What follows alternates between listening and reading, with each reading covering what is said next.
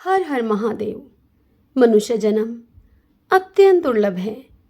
84 लाख योनियों में भटकता हुआ प्राणी पापों के क्षीण होने पर भगवान की कृपावश दुर्लभ मनुष्य योनि में जन्म लेता है। मनुष्य योनि को दुर्लभ इसलिए कहा जाता है क्योंकि अन्य योनियां जहां केवल भोग योनियां ही हैं, वहीं मनुष्य योनि एकमात्र कर्म योनि भी है। ऐसा दुर्लभ अवसर पाकर भी यदि मनुष्य उसे व्यर्थ गवा दे अथवा पुनः अधोगति को प्राप्त हो जाए तो यह विडंबना ही होगी। इसीलिए हमारे शास्त्रों में ऐसे विधि विधानों का वर्णन है जिससे कि मनुष्य अपने परम कल्याण का मार्ग प्रशस्त करते हुए मुक्ति की ओर अग्रसर हो सके। पुराणों में विभिन्न तिथियों, पर्वों, मासों आदि करणीय अनेक अनेक कृत्यों का सविधि प्रेरक वर्णन प्राप्त होता है, जिनका श्रद्धापूर्वक पालन करके मनुष्य भोग और मोक्ष दोनों को ही प्राप्त कर सकता है। निष्काम भाव से तो व्यक्ति कभी भी भगवान की पूजा, जप, तप, ध्यान आदि कर सकता है, किंतु सकाम अथवा निष्काम किसी भी भाव से काल विशेष में जप, तप, दान, अनुष्ठान आदि करने से विशेष फल की प्राप्ति होती है। यह निश्चित बात है। पुराणों में प्रायः सभी मासों का महात्म्य मिलता है, किंतु वैशाख, श्रावण, कार्तिक, मार्गशीर्ष, माघ और पुरुषोत्तम मास का विशेष महात्म्य दृष्टिगोचर होता है। इन मासों की विशेष चर्या तथा दान, जप, तप, अनुष्ठान का विस्तृत रूप से वर्णन नहीं प्राप्त होता है। फिर भी उसका यथोशक्ति पालन करने वाले बहुत से लोग आज भी समाज में विद्यमान हैं। सभी मासों में श्रावण मास विशेष है। भगवान ने स्वयं कहा है, 12 मासों में श्रावण मास मुझे अत्यंत प्रिय है। इसका महात्म्य सुनने के योग्य है, इसीलिए इसे श्रावण कहा जाता है। इस मास में श्रवण नक्षत्र के युक्त पूर्णिमा होती है, इस कारण भी इसे श्रावण कहा जाता है। इतना ही नहीं, श्रावण मास के महात्म्य को श्रवण मात्र से यह मास सिद्धि प्रदान करने वाला है, इसलिए भी यह श्रावण संज्ञा वाला है। श्रावण मास चातुर्मास के अंतर्गत होने के कारण उस समय वातावरण विशेष धर्ममय रहता है। जगह जगह प्रवासी सन्यासी गणों और विद्वान कथावाचकों के द्वारा भगवान की चरित्र कथाओं का गुणानुवाद एवं पुराण आदि ग्रंथों का वाचन होता रहता है। श्रावण मास भर शिव मंदिरों में श्रद्धालु जनों की विशेष भीड़ होती है। प्रत्येक सोमवार को अनेकों लोग व्रत रखते हैं और प्रतिदिन जलाभिषेक करते हैं, जिनकी भगवान भोलेनाथ सभी इच्छाएं अति शीघ्र पूर्ण करते हैं। श्रावण मास के विषय में महर्षि अंगिरा जी कहते हैं कि जो मन और इंद्रियों को संयम में रखकर एक समय भोजन करते हुए श्रावण मास को बिताता है, वह विभिन्न तीर्थों में स्नान करने के पुण्य फल से युक्त हो जाता है और अपने कुटुंबीजनों की वह वृद्धि करता है। स्कंद पुराण में तो भगवान ने यहाँ तक कहा है कि श्रावण मास में जो विधान किया गया है उसमें से किसी एक व्रत का भी करने वाला मुझे बहुत प्रिय है। स्कंद महापुराण के अंतर्गत श्रावण मास का विस्तृत महात्म्य प्राप्त होता है। इसमें 30 अध्याय हैं, जिनमें श्रावण मास के शास्त्रीय महत्व का सांगोपांग वर्णन मिलता है। आप सभी को यह महात्म्य स्कंद पुराण से सुनाए जाएंगे। आशा करती हूँ कि आपको मेरा यह प्रयास अच्छा लगेगा, आपको यह महात्म्य सुनने में आनंद आएगा। यदि ऐसा हो तो वीडियो को आप लाइक करें, चैनल को सब्सक्राइब करें और कमेंट बॉक्स में हर हर महादेव लिखिएगा।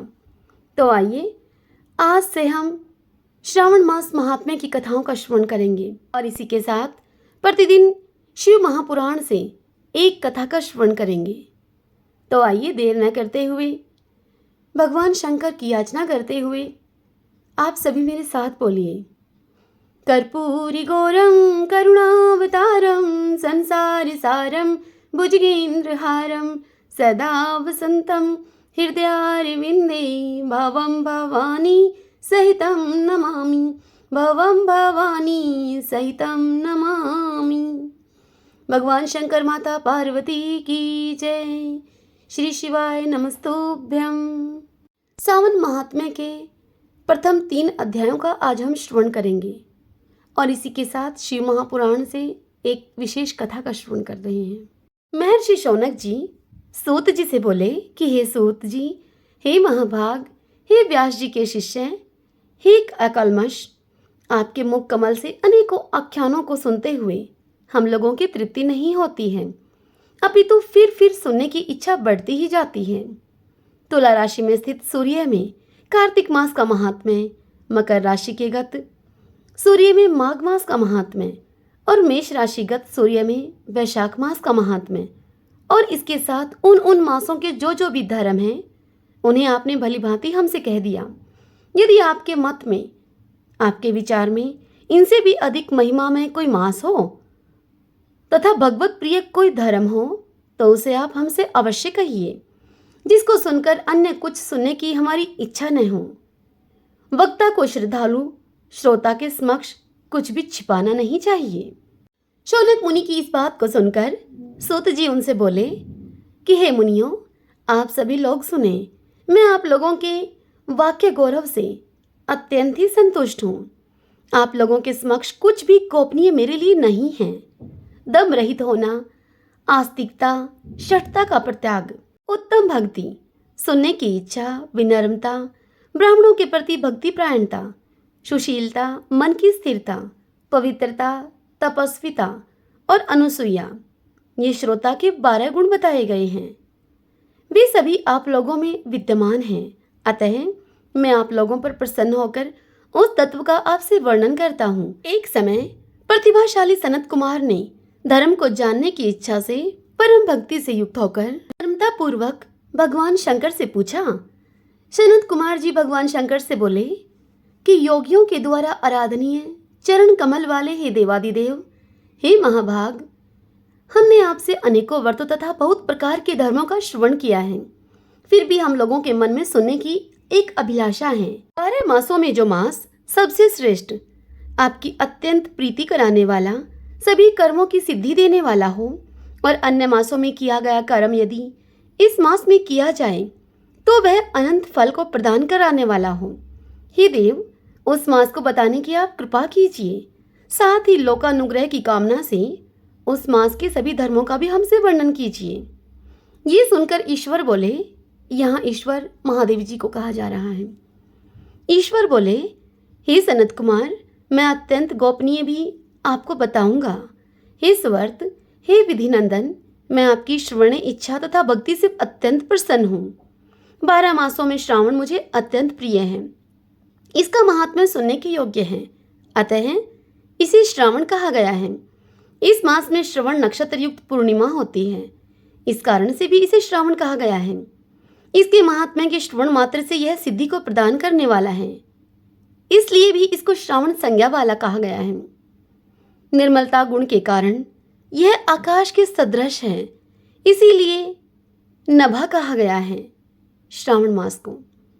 इस श्रावण मास के धर्मों की गणना करने में इस पृथ्वीलोक में कौन समर्थ हो सकता है, जिसके फल का संपूर्ण रूप से वर्णन करने के लिए ब्रह्मा जी 4 मुख वाले हुए, जिसके फल की महिमा को देखने के लिए इंद्र 1000 नेत्रों से युक्त हुए और जिसके फल को कहने के लिए शेषनाग 2000 जीवाओं से संपन्न हुए।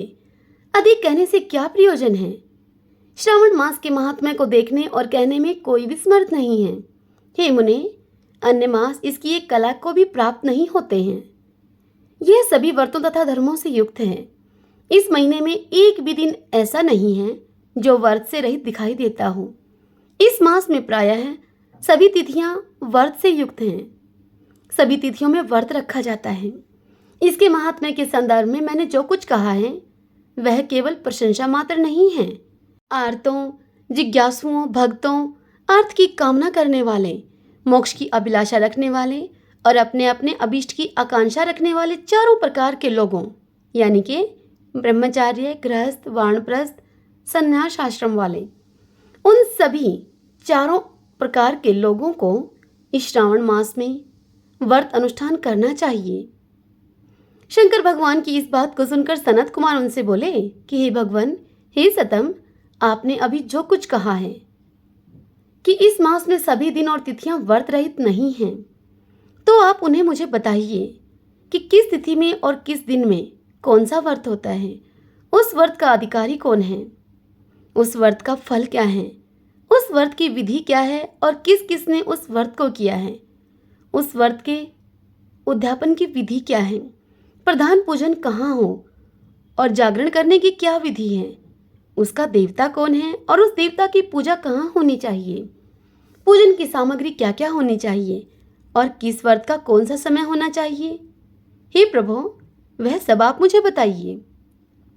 यह मास आपको प्रिय क्यों है, किस कारण से यह पवित्र है, इस मास में भगवान का कौन सा अवतार हुआ है, ये मास सभी मासों में श्रेष्ठ कैसे हुआ और इस मास में कौन कौन से धर्म अनुष्ठान के योग्य हैं।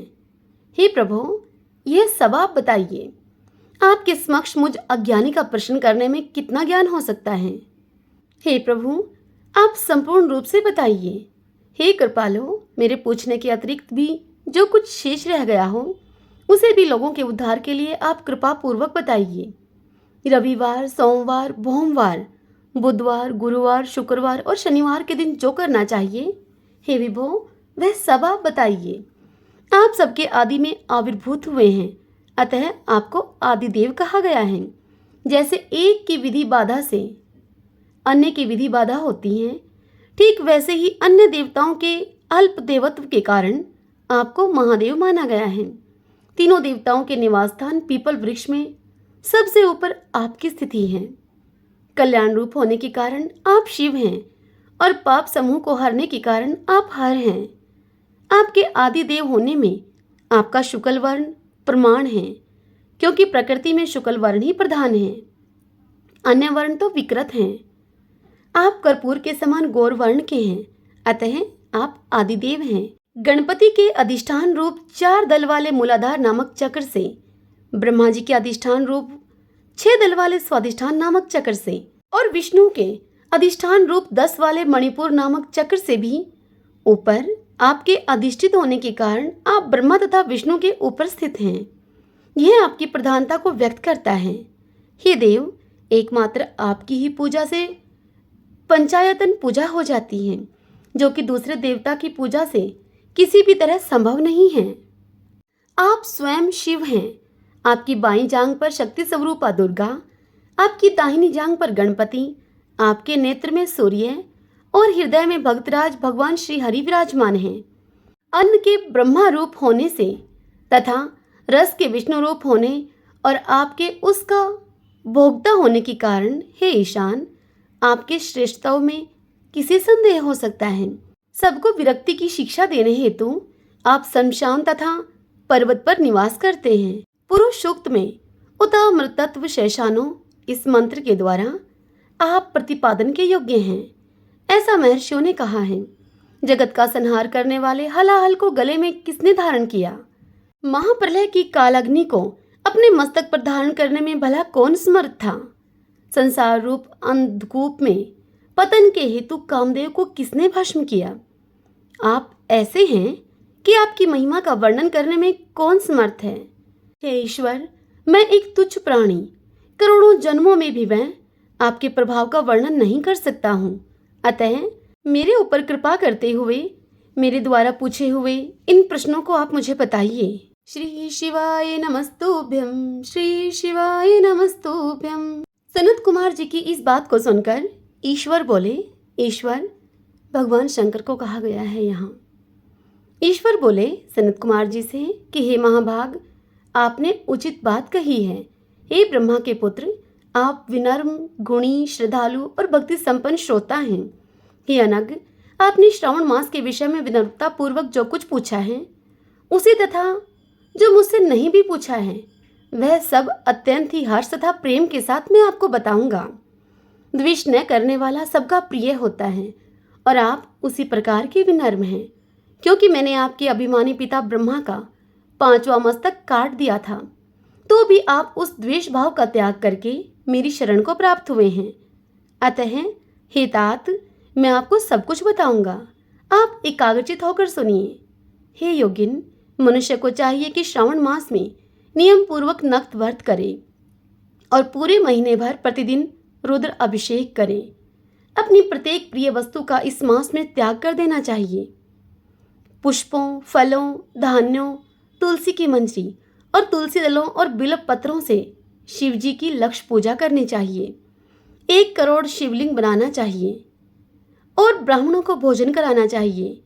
महीने भर धारण पारण नामक व्रत अथवा उपवास करना चाहिए। इस मास में मेरे लिए अत्यंत ही प्रीतिकर पंचामृत अभिषेक करना चाहिए। इस मास में जो जो शुभ कर्म किया जाता है वह अनंत फल को देने वाला होता है।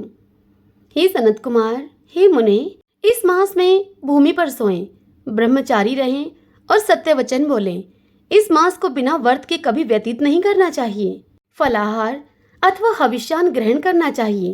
पत्ते पर भोजन करना चाहिए। व्रत करने वाले को चाहिए कि इस मास में शाक का पूर्ण रूप से परित्याग कर दे।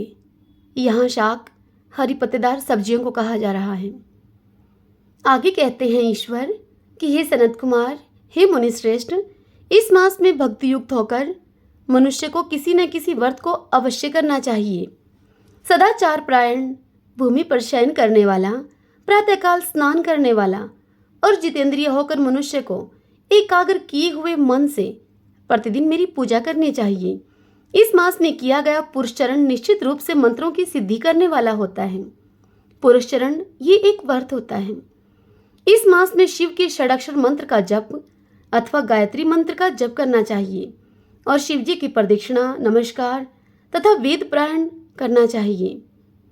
पुरुष सूक्त का पाठ अधिक फल को देने वाला होता है। इस मास में किया गया ग्रह यज्ञ, कोटि होम, लक्ष्य होम तथा अयोध होम शीघ्र ही फलीभूत होता है और अभीष्ट फल को प्रदान करता है। जो मनुष्य इस मास में एक भी दिन व्रतहीन होकर व्यतीत करता है वह महाप्रलय पर्यंत घोर नरक में वास करता है। यह मास मुझको जितना प्रिय है उतना और कोई मास नहीं है। यह सकाम व्यक्ति को अभीष्ट फल देने वाला और निष्काम व्यक्ति को यह मोक्ष प्रदान करने वाला है। हे सतम, इस मास के जो व्रत तथा धर्म हैं उन्हें अब तुम मुझसे सुनो। रविवार को सूर्य व्रत तथा सोमवार को मेरी पूजा और नक्त भोजन करना चाहिए। श्रावण के प्रथम सोमवार से आरंभ करके 3.5 महीने का रोटक नामक व्रत किया जाता है। वह सभी वांछित फल को प्रदान करने वाला है। मंगलवार को मंगला गौरी का व्रत, बुध और बृहस्पति के दिन बुध और बृहस्पति का व्रत, शुक्रवार को जीवंती का व्रत और शनिवार को हनुमान तथा नरसिंह का व्रत करना बताया गया है। हे मुने, अब तिथियों में किए जाने वाले व्रतों को तुम श्रवण करो। श्रावण के शुक्ल पक्ष की द्वितीया तिथि को औदुंबर नामक व्रत होता है। श्रावण के शुक्ल पक्ष की तृतीया तिथि को गौरी व्रत होता है। इसी प्रकार से शुक्ल पक्ष की चतुर्थी तिथि को दुर्वा गणपति नामक व्रत किया जाता है। हे मुने, उस चतुर्थी का दूसरा नाम विनायक चतुर्थी भी है। शुक्ल पक्ष में पंचमी तिथि नागों के पूजन के लिए प्रशस्त होती है। हे मुनिश्रेष्ठ, इस पंचमी को रौरव कल्पादि नाम से जानिए। षष्ठी तिथि को सुपोदन व्रत होता है और सप्तमी तिथि को शीतला व्रत होता है। अष्टमी तथा चतुर्दशी तिथि को देवी का पवित्रारोपण व्रत होता है। इस माह के शुक्ल पक्ष तथा कृष्ण पक्ष की दोनों नौमी तिथियों को नक्त व्रत करना बताया गया है। शुक्ल पक्ष की दशमी तिथि को आशा नामक व्रत होता है। इस मास में दोनों पक्षों में दोनों एकादशी तिथियों की इस व्रत की तो कुछ और ही विशेषता मानी गई है। श्रावण मास के शुक्ल पक्ष की द्वादशी तिथि को श्री विष्णु भगवान का पवित्रारोपण व्रत बताया गया है। इस द्वादशी तिथि में भगवान श्रीधर की पूजा करके मनुष्य परम गति को प्राप्त करता है। उत्सर्जन, उपाकर्म, सभादीप, सभा में उपाकर्म, इसके बाद रक्षाबंधन, पुनः श्रावण कर्म, सर्पबलि और हायग्रीव का अवतार, ये 7 कर्म पूर्णमासी तिथि को करने हेतु बताए गए हैं। श्रावण मास के कृष्ण पक्ष में चतुर्थी तिथि के दिन संकष्ट चतुर्थी का व्रत कहा गया है और श्रावण मास के कृष्ण पक्ष की पंचमी तिथि के दिन मानव कल्पादि नामक व्रत को जानना चाहिए। द्विजोतम कृष्ण पक्ष की अष्टमी तिथि को श्री कृष्ण का पूर्ण अवतार हुआ। इस दिन उनका अवतार हुआ, अतः महान उत्सव के साथ इस दिन व्रत करना चाहिए। हे मुनिश्रेष्ठ, इस अष्टमी को मनवादी तिथि जानना चाहिए। श्रावण मास की अमावस्या तिथि को पिठोरा व्रत कहा जाता है। इस तिथि में कुशों का ग्रहण और वृषभों का पूजन किया जाता है। इस मास में शुक्ल पक्ष की प्रतिपदा तिथि से लेकर सब तिथियों के पृथक पृथक देवता हैं। प्रतिपदा तिथि के देवता अग्नि, द्वितीया तिथि के देवता ब्रह्मा, तृतीया तिथि की देवता गौरी और चतुर्थी तिथि के देवता हैं गणपति। पंचमी तिथि के देवता हैं नाग और षष्ठी के देवता हैं कार्तिकेय। सप्तमी के देवता हैं सूर्य और अष्टमी तिथि के देवता हैं शिव। नौमी तिथि के देवता हैं दुर्गा देवी। दशमी के देवता हैं यम और एकादशी तिथि के देवता हैं विश्वदेव। द्वादशी तिथि के देवता हैं विष्णु और त्रयोदशी के देवता हैं कामदेव। चतुर्दशी तिथि के देवता हैं शिव। पूर्णिमा के देवता चंद्रमा हैं और अमावस्या का देवता हैं पितृ। ये तिथियों के देवता कहे गए हैं। जिस देवता की जो तिथि हो उस देवता की उसी तिथि में पूजा करनी चाहिए। प्रायः इसी मास में अगस्त्य का उदय होता है। हे मुने, मैं उस काल को तुम्हें बता रहा हूं, अब आप एकाग्रचित होकर सुनिए।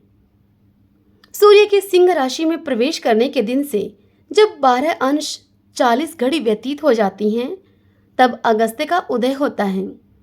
उसके 7 दिन पूर्व से अगस्त्य को अर्घ्य प्रदान करना चाहिए। 12 मासों में सूर्य पृथक पृथक नामों से जाने जाते हैं। उनमें से श्रावण मास में सूर्य गबस्ती नाम वाला होकर तपता है। इस मास में मनुष्यों को भक्ति संपन्न होकर सूर्य की पूजा करनी चाहिए। हे सतम, 4 मासों में जो वस्तुएं वर्जित हैं, अब तुम उन्हें सुनो। श्रावण में साग यानी कि हरी पत्तेदार सब्जियों का त्याग करना चाहिए। भाद्रपद में दही का त्याग करना चाहिए। इसी प्रकार अश्विन मास में दूध का त्याग कर देना चाहिए और कार्तिक में दाल का परित्याग कर देना चाहिए। यदि इन मासों में इन वस्तुओं का त्याग नहीं कर सके तो केवल श्रावण मास में ही उक्त वस्तुओं का त्याग करने से मानव उसी फल को प्राप्त कर लेता है। हे मानद, यह बात मैंने आपसे संक्षेप में कही है। हे मुनिश्रेष्ठ सनत कुमार, इस मास के व्रतों और धर्मों के विस्तार को सैकड़ों वर्षों में भी कोई नहीं कह सकता है। मेरी अथवा विष्णु की प्रसन्नता के लिए संपूर्ण रूप से व्रत करना चाहिए। परमार्थ की दृष्टि से हम दोनों में भेद नहीं है। जो लोग भेद करते हैं वे तो नरकगामी होते हैं। अतः हे सनत कुमार, आप श्रावण मास में धर्म का आचरण कीजिए। श्री शिवाय नमस्तुभ्यं, श्री शिवाय नमस्तुभ्यं। भगवान शंकर की ये बात सुनकर सनत कुमार उनसे बोले, हे भगवान, आपने श्रावण मास के व्रतों का संक्षिप्त हमसे वर्णन किया।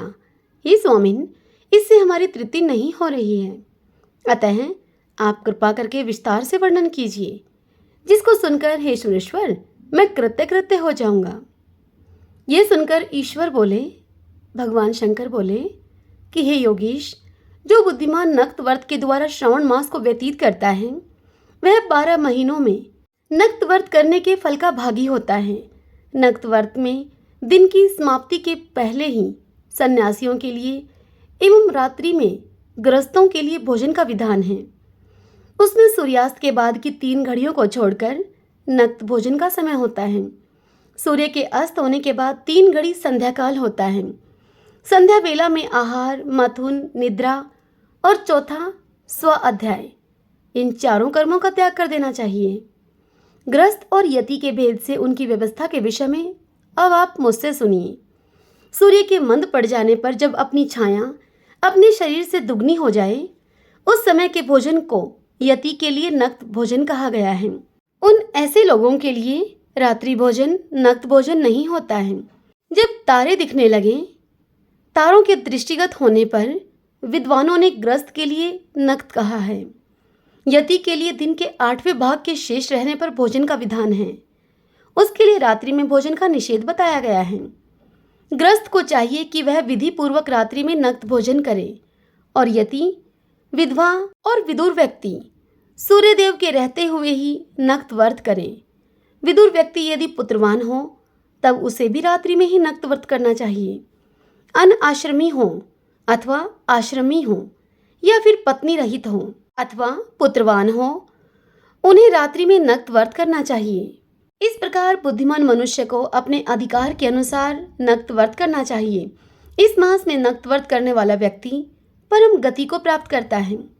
मैं प्रातःकाल स्नान करूंगा, ब्रह्मचार्य व्रत का पालन करूंगा, नक्त भोजन करूंगा, पृथ्वी पर सोऊंगा और प्राणियों पर मैं दया करूंगा। हे देव, इस व्रत के प्रारंभ करने पर यदि मैं मर जाऊं तो हे जगतपते, आपकी कृपा से मेरा व्रत पूर्ण हो। अपने मन में ऐसा संकल्प करके बुद्धिमान व्यक्ति को श्रावण मास में प्रतिदिन नक्त व्रत करना चाहिए। इस प्रकार नक्त व्रत करने वाला मुझे अत्यंत ही प्रिय होता है। ब्राह्मण के द्वारा या फिर स्वयं ही अतिरुद्र, महारुद्र अथवा रुद्र मंत्र से महीने भर प्रतिदिन अभिषेक करना चाहिए। हे वत्स, मैं उस व्यक्ति पर बड़ा ही प्रसन्न हो जाता हूँ, क्योंकि मैं जलधारा से अत्यंत ही प्रीति रखने वाला हूँ। अथवा रुद्र मंत्र के द्वारा मेरे लिए अत्यंत प्रीतिकर होम प्रतिदिन करना चाहिए। अपने लिए जो भी भोज्य पदार्थ अथवा सुखोपभोग की वस्तु अति प्रिय हो, संकल्प करके उन्हें श्रेष्ठ ब्राह्मण को प्रदान करके स्वयं महीने भर उन पदार्थों का त्याग करना चाहिए। हे मुने, हे सनत कुमार, अब इसके बाद मैं तुम्हें उत्तम लक्ष्य पूजा की विधि को सुनाता हूँ। ध्यानपूर्वक सुनिए। लक्ष्मी चाहने वाले अथवा शांति की इच्छा को रखने वाले मनुष्य को लक्ष्य बिल्व पत्रों या फिर लक्ष्य दुर्वा दलों से शिव जी की पूजा करनी चाहिए। आयु की कामना करने वाले को चंपा के लक्ष्य पुष्पों तथा विद्या की चाह रखने वाले व्यक्ति को मल्लिका या चमेली के लक्ष्य पुष्पों से श्रीहरि की पूजा करनी चाहिए। शिव तथा विष्णु की प्रसन्नता तुलसी के दलों से सिद्ध होती है। पुत्र की कामना करने वाले को कटेरी के दलों से शिव तथा विष्णु की पूजा करनी चाहिए। बुरे स्वप्न की शांति के लिए धान्य से पूजन करना प्रशस्त होता है। देव के समक्ष निर्मित किए गए रंगवल्ली आदि से विभिन्न रंगों से रचित पद्म, स्वस्तिक और चक्र आदि से प्रभु की पूजा करनी चाहिए। इस प्रकार सभी मनोरथों की सिद्धि के लिए सभी प्रकार के पुष्पों से यदि मनुष्य लक्ष्य पूजा करे तो शिव जी प्रसन्न होंगे। तत्पश्चात उद्यापन करना चाहिए, मंडप निर्माण करना चाहिए और मंडप के त्रिभाग परिमाण में वेदिका बनानी चाहिए। तदंतर पुण्य वाचन करके आचार्य का वर्ण करना चाहिए और उस मंडप में प्रविष्ट होकर गीत तथा वाद के शब्दों और त्रिवेद ध्वनि से रात्रि में जागरण करना चाहिए। वेदिका के ऊपर उत्तम लिंगतोभद्र बनाना चाहिए और उसके बीच में चावलों से सुंदर कलश का निर्माण करना चाहिए। उसके ऊपर तांबे का अत्यंत चमकीला और पंच पल्लव से युक्त कलश स्थापित करना चाहिए और उसे रेशमी वस्त्र से ढकना चाहिए, वेष्टित कर देना चाहिए। उसके ऊपर पार्वती पति शिव की स्वर्णमय प्रतिमा स्थापित करनी चाहिए और फिर उसके बाद पंचामृत पूर्वक धूप, दीप और नैवेद्य से उस प्रतिमा की यानी कि भगवान शंकर की पूजा करनी चाहिए। गीत, वाद, नृत्य और वेद शास्त्र तथा पुराणों के पाठ के द्वारा रात्रि में जागरण करना चाहिए। इसके बाद प्रातःकाल भली भांति स्नान करके पवित्र हो जाना चाहिए और अपनी शाखा में निर्दिष्ट विधान के अनुसार वेदी का निर्माण करना चाहिए। तत्पश्चात मूल मंत्र से या फिर गायत्री मंत्र से या फिर शिव जी के सहस्त्र नामों के द्वारा तिल या घी से मिश्रित खीर से होम करना चाहिए अथवा कराना चाहिए तथा जिस मंत्र से पूजा की गई है उसी से होम करना चाहिए। उसके बाद शर्करा और घृत से मिश्रित चरु से आहुति डालनी चाहिए। तदंतर स्वष्टिकृत होम करके पूर्ण आहुति डालनी चाहिए। इसके बाद वस्त्र, अलंकार और भूषणों से भली भांति आचार्य का पूजन करना चाहिए। तत्पश्चात अन्य ब्राह्मणों को पूजन कराना चाहिए और उन्हें दक्षिणा देनी चाहिए। जिस जिस वस्तु से उमापति शिव की लक्ष्य पूजा की हो उसी का दान करना चाहिए। स्वर्णमय मूर्ति बनाकर शिव की पूजा करनी चाहिए। यदि दीप कर्म किया गया हो तो उस दीपक का दान करना चाहिए। चांदी का दीपक और स्वर्ण की वर्तिका यानी कि वर्तिका बत्ती को कहा जाता है। चांदी का दीपक और स्वर्ण की बत्ती बनाकर उसे गऊ के घी से भरकर सभी कामनाओं और अर्थ की सिद्धि के लिए उसका दान करना चाहिए। इसके बाद प्रभु से क्षमा प्रार्थना करनी चाहिए और अंत में 100 ब्राह्मणों को भोजन कराना चाहिए।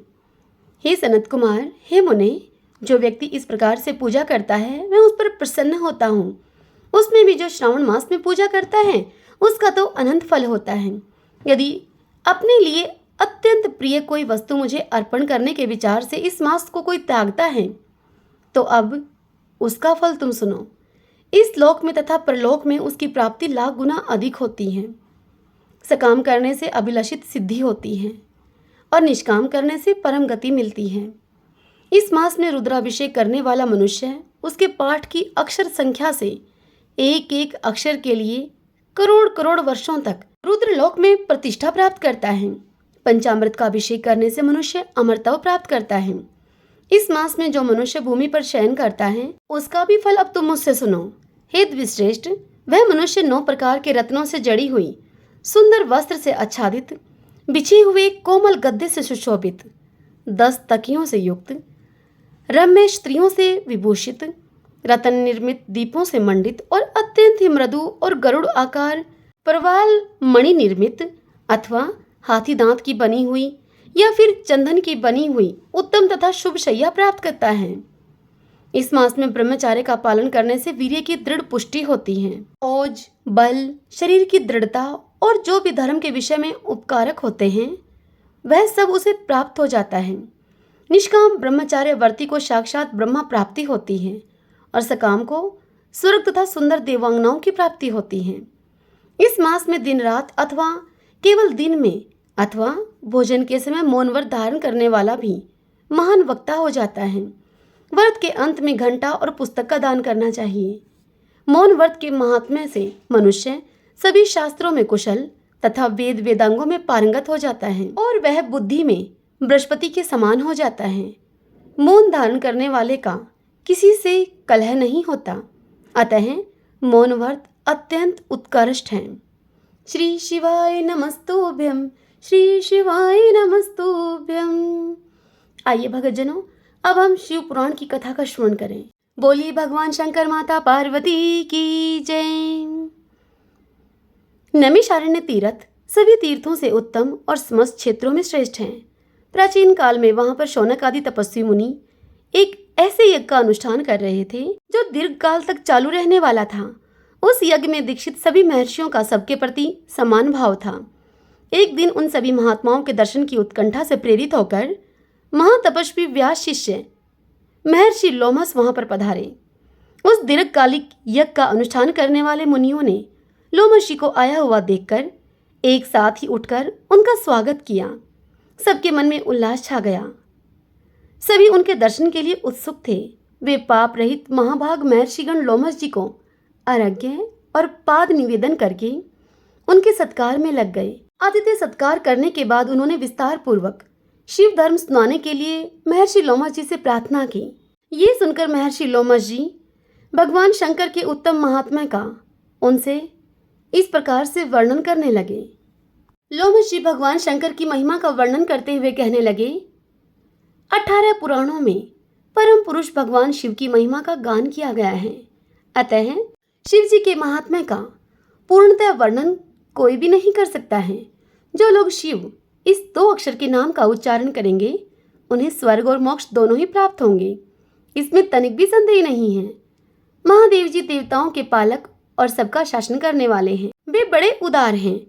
उन्होंने अपना सब कुछ दूसरों को दे डाला है, इसलिए वे सर्व कहे गए हैं। जो सदा कल्याण करने वाले भगवान शिव का भजन करते हैं वे धन्य हैं।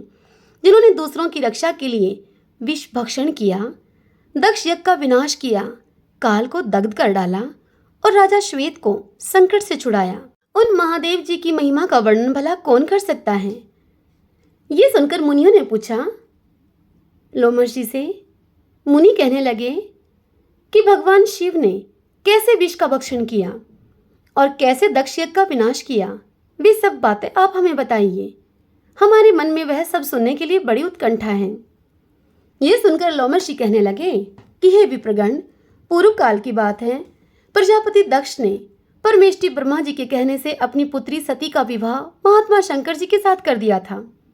एक दिन वे ही दक्ष स्वेच्छानुसार घूमते हुए नैमिषारण्य में आए। वहां के ऋषि मुनियों ने उनका बड़ा ही आदर सत्कार किया।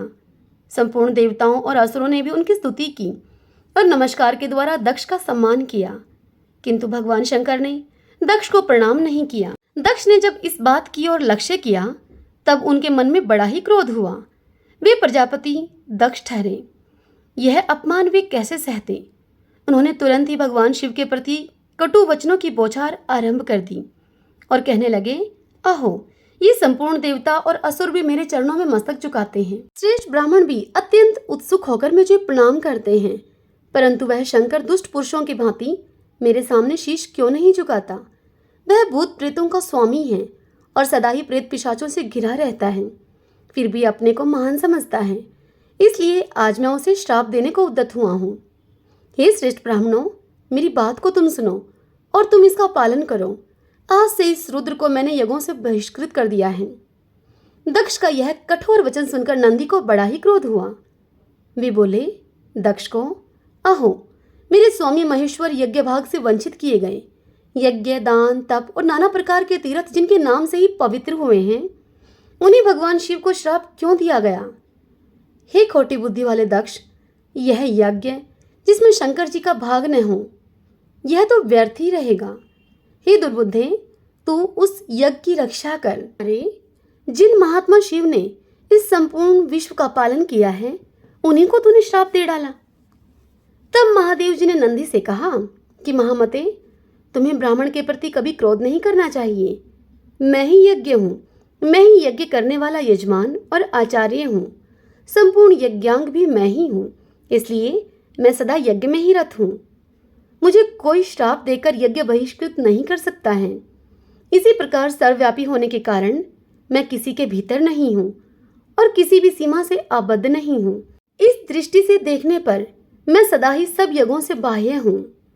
भगवान शंकर के इस प्रकार से समझाने पर महातपस्वी नंदी ने अब विवेक का आश्रय लिया। शिव जी का सत्संग पाकर वे नंदी परमानंद में निमग्न हो गए। उधर मुनियों से घिरे हुए दक्ष भी अत्यंत ही रोष में भरकर अपने स्थान को चले गए। वे प्रणाम न करने वाले रुद्र को भूल नहीं सके। बारंबार रुद्र का स्मरण करके अब वे दक्ष क्रोध से जलने लगे। भगवान शिव की ओर से उन्होंने श्रद्धा हटा ली और वे शिव के उपासकों की निंदा में संलग्न रहने लगे। एक समय दक्ष ने स्वयं ही एक महान यज्ञ का आयोजन किया। उसमें उन्होंने बड़े बड़े तपस्वी ऋषि मुनियों को बुलाया। वशिष्ठ आदि अनेक महर्षि उस महायज्ञ में पधारे। अगस्त्य, कश्यप, अत्रि, वामदेव, भृगु, दधीचि, भगवान व्यास, भारद्वाज और गौतम, ये तथा और भी बहुत से महर्षि वहां पर आए। सभी देवगण, समस्त लोकपाल, विद्याधर, गंधर्व और किन्नरों का आगमन हुआ। उस यज्ञ में सत्यलोक से लोक पितामह ब्रह्मा जी तथा बैकुंठ धाम से भगवान श्री विष्णु भी बुलाए गए थे। इंद्राणी के साथ देवराज इंद्र, रोहिणी के साथ चंद्रमा और अपनी प्रिया के साथ वरुण देव भी वहां पर आए थे। कुबेर पुष्पक विमान पर, वायुदेव मृग पर, अग्निदेव बकरे की सवारी पर चढ़कर वहां पर आए थे। नृत्य कोण के अधिपति निरति प्रेत के कंधे पर बैठकर वहां आए थे। इस प्रकार सब लोग दक्ष की यज्ञशाला में उपस्थित हुए। दक्ष ने सभी का सत्कार किया। उनके यहाँ विश्वकर्मा के बनाए हुए अनेकों दिव्य भवन थे। वे सभी बहुमूल्य उपकरणों से सजे हुए और अत्यंत ही प्रकाशमान थे। उन्हीं भवनों में दक्ष ने अपने समागत अतिथियों को यथा योग्य स्थान देकर ठहराया। दक्ष का वह महायज्ञ कनखल तीर्थ में आरंभ हुआ। उसमें उन्होंने भृगु आदि तपोधनों को ऋत्विज बनाया। अनेक प्रकार के कौतुक और मंगलाचार संपन्न करके दक्ष ने उस यज्ञ की दीक्षा ली। साथ में उनकी धर्मपत्नी भी बैठी। ब्राह्मणों ने स्वस्ति वाचन किया। उस समय अपने सुहृदों से घिरे हुए दक्ष अपना महत्व बढ़ जाने के कारण अधिक सुशोभित हो रहे थे। इसी समय महर्षि दधीचि ने वहां दक्ष से इस प्रकार से कहना आरंभ किया। महर्षि दधीचि ने कहा, हे प्रजापते, हे देवेश्वर गण, ये बड़े बड़े महर्षि तथा लोकपाल भी तुम्हारे यज्ञ मंडप में पधारे हैं, तो भी पिनाक पाणी महात्मा शंकर जी के बिना यह यज्ञ अधिक शोभा नहीं पा रहा है। जिनके बिना मंगल भी अमंगल रूप में ही परिणित हो जाते हैं तथा जिन त्रिनेत्रधारी भगवान के अधिकार में आने पर अमंगल भी तत्काल ही मंगल के रूप में बदल जाते हैं, वे अब तक यहाँ पर क्यों नहीं दर्शन दे रहे हैं? दक्ष, अब तुम्हें ही भगवान विष्णु और इंद्र के साथ जाकर परमेष्टि भगवान महेश्वर को यहाँ पर बुला लाना चाहिए। उन योगी शंकर की उपस्थिति में यहाँ सब कुछ पवित्र हो जाएगा, जिनके स्मरण और नामोच्चारण से सब कुछ पुण्यमय हो जाता है। दधीचि ऋषि की इस बात को सुनकर दक्ष अब क्रोध से भर गए और बड़ी उतावली के साथ उत्तर देने लगे। दक्ष का भीतरी भाव तो दूषित था, किंतु ऊपर से वे हंसते हुए बोल रहे थे। दक्ष ने कहा कि संपूर्ण देवताओं के मूल हैं भगवान विष्णु, जिनमें सनातन धर्म की स्थिति है, जिनमें संपूर्ण वेद, यज्ञ और नाना प्रकार के सत्कर्म भी प्रतिष्ठित हैं। वे भगवान विष्णु तो यहाँ पर पधारे हुए हैं ही, सत्यलोक से लोक पितामह ब्रह्मा जी भी आ गए हैं। उनके साथ समस्त वेद, उपनिषद और नाना प्रकार के आगम भी हैं। इसी प्रकार आप जैसे निष्पाप महर्षिगण भी यहाँ पर आ ही गए हैं। जो जो यज्ञ कर्म के योग्य हैं, शांतचित्त और सुपात्र हैं, वे सब महात्मा यहाँ पर पदार्पण कर चुके हैं। आप सब महर्षिगण वेद के वाक्य और उसके अर्थ के भी तत्वज्ञ हैं, दृढ़ता पूर्वक व्रत का पालन करने वाले हैं। आपके होते हुए अब हमें रुद्र से भला क्या प्रयोजन है? हे ब्राह्मण, अब आप सब लोग मिलकर मेरे इस महान यज्ञ को सफल बनाएं। दक्ष की इस बात को सुनकर दधीचि मुनि ने कहा, वे बोले, पवित्र अंतःकरण वाले समस्त श्रेष्ठ महर्षियों और देवताओं के समुदाय में यह बड़ा भारी अन्याय हुआ है कि यहाँ भगवान शिव को आमंत्रित नहीं किया गया है। भगवान शंकर के बिना इस यज्ञ में शीघ्र ही महान विघ्न होने वाला है। इस प्रकार से यूं कहकर दधीचि मुनि अकेले ही दक्ष की यज्ञशाला से निकल पड़े और तुरंत ही अपने आश्रम को चले गए।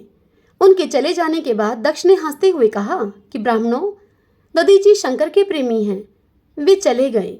आप सभी लोग वैदिक सिद्धांत में रत रहने वाले हैं। भगवान विष्णु आप सबके अग्रणी हैं। अब शीघ्र ही आप लोग मेरे यज्ञ को सफल बनावें। यह सुनकर उन सभी महर्षियों ने वहां वेद यज्ञ आरंभ किया। इसी समय महादेवी दक्ष कुमारी सती जी ने, जो कि गंधमादन पर्वत पर अपनी सखियों के साथ विराजमान थी, अब रोहिणी के साथ चंद्रमा को कहीं जाते हुए देखा। उन्होंने वे चंद्रमा और रोहिणी यज्ञ में ही जा रहे थे। सती ने अपनी सखी विजया से कहा कि विजय, तो शीघ्र ही जाकर पूछ तो सही कि ये चंद्रमा कहाँ जा रहे हैं। उनके आदेश के अनुसार विजया अब चंद्रमा के समीप गई और यथोचित विनय के साथ चंद्रमा से उनकी यात्रा का उद्देश्य पूछा। तब चंद्रमा ने दक्ष के यज्ञ में जाने का सारा वृत्तांत उसको बता दिया। अब ये सुनकर विजया को बड़ा हर्ष हुआ और विस्मय भी हुआ। उसने तुरंत लौटकर सती से चंद्रमा की सारी बात कह सुनाई। सुनकर सती देवी ने विचार किया कि क्या कारण है जो मेरे पिताजी ने मुझे नहीं बुलाया है। क्या मेरी यशस्विनी माता भी मुझे भूल गई है? आज मैं भगवान शंकर से इसका कारण जाकर पूछती हूँ। ऐसा निश्चय करके सती देवी ने सखियों को तो वहीं ठहरा दिया और स्वयं भगवान शंकर के पास गई और जाकर उन्होंने देखा कि त्रिनेत्रधारी महेश्वर सभा मंडप में विराजमान हैं। चंड मुंड आदि सभी पार्षद उन्हें सभी ओर से घेर कर बैठे हैं। बाण, भृंगी, नंदी, महाकाल, महारौद्र, महामुंड, महाशिरा, धूम्राक्ष, धूम्रकेतु, धूम्रपात तथा अन्य बहुत से गण भगवान रुद्र का अनुवर्तन करने वाले हैं। वे सभी जितेंद्र तथा वितराग हैं। लोक कल्याणकारी भगवान शंकर इन सब से घिरे हुए हैं और परम अद्भुत आसन पर विराजमान हैं। सती का मन भगवान शिव का दर्शन करते ही उनकी ओर आकृष्ट हो गया। वे सहसा उनके समीप चली गई। भगवान शिव ने बड़े आदर के साथ प्रीतियुक्त वचनों से सती को आनंदित किया और कहा। शंकर भगवान ने सती से कहा कि हे प्रिय, इस समय यहाँ तुम्हारे आगमन का क्या कारण है? तब सती बोली, हे देव देवेश्वर, मेरे पिता के घर में महान यज्ञ हो रहा है, उसमें चलने के लिए आपकी रुचि क्यों नहीं होती? हे सदाशिव, यद्यपि आप उस यज्ञ में बुलाए नहीं गए हैं, फिर भी आज मेरे कहने से मेरे पिता की यज्ञशाला में आप स्वयं सब प्रकार से प्रयत्न करके पधारें। सती जी का ऐसा वचन सुनकर महादेव जी ने मधुर वाणी में उनसे कहा। वे बोले, हे कल्याणी, तुम्हारे पिता की दृष्टि में जो देवता, असुर और किन्नर आदि सम्माननीय हैं, वे सब निसंदेह उनके यज्ञ में पहुंच गए हैं। हे सुंदरी, जो लोग दूसरों के घर बिना बुलाए जाते हैं, वे वहां मृत्यु से भी अधिक कष्टदायक अपमान को प्राप्त होते हैं। हे शुभे, दूसरों के घर जाने पर इंद्र भी लघुता को प्राप्त होते हैं, इसीलिए तुम्हें भी दक्ष के यज्ञ में नहीं जाना चाहिए। महात्मा भगवान शंकर के इस प्रकार के कहने पर सती ने अपने पिता के प्रति रोष प्रकट करने वाले वचनों में उनसे कहा। सती भगवान शंकर से बोली कि नाथ, जिनसे संपूर्ण यज्ञ सफल होते हैं वे देव देवेश्वर तो आप ही हैं, फिर आपको भी मेरे दुराचारी पिता ने आमंत्रित क्यों नहीं किया है? उस दुरात्मा के मन में आपके प्रति सद्भाव है या फिर दुर्भाव है, यही सब तो जानना चाहती हूँ। इसलिए अभी पिता के यज्ञ मंडप में मैं जाती हूँ। हे देवदेव, हे जगतपते, मुझे वहां जाने की आप आज्ञा दीजिए। देवी सती के इस प्रकार यों कहने पर भगवान शंकर उनसे बोले, हे प्रिय, उत्तम व्रत का पालन करने वाली हे देवी, यदि ऐसी बात है तो इस नंदी पर सवार होकर नाना प्रकार के प्रथम गणों को तुम साथ लेकर शीघ्र ही वहां की यात्रा करो, मैं तुम्हें आज्ञा देता हूं।